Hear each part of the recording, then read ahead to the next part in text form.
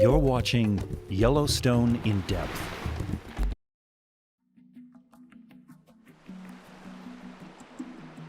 Yellowstone's waters are alive with a variety of native and non-native fish, and fishing can be a great way to enjoy the park. Fishing regulations and catch limits vary depending on the fish species, so anglers should know how to quickly tell Yellowstone's different fish apart. Here's how you can figure out what might be on the end of your line. Yellowstone is home to 5 kinds of trout.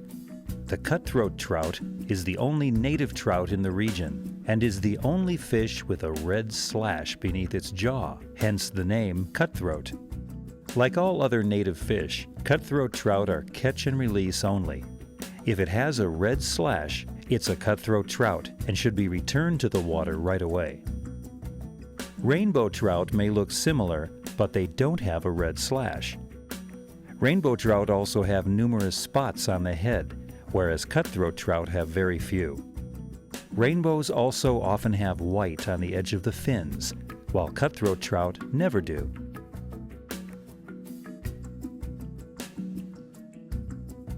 There are some rainbow cutthroat hybrids in the park.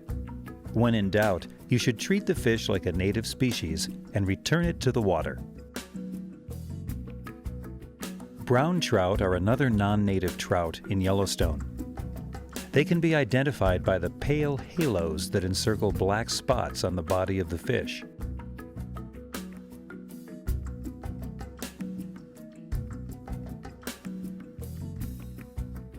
Brook trout, another non-native trout, can most easily be identified by the worm-like markings on their body.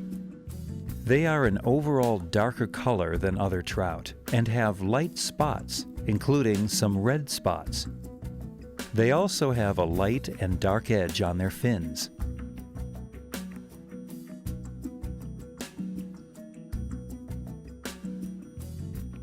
The largest trout in Yellowstone is the non-native lake trout.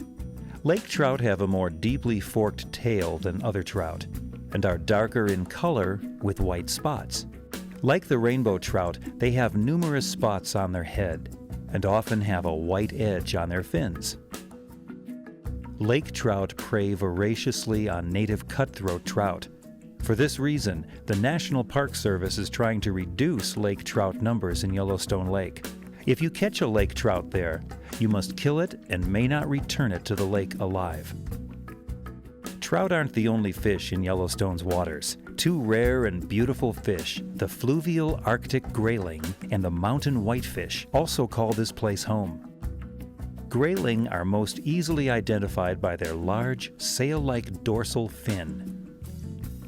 They also have dark spots on the front half of the body.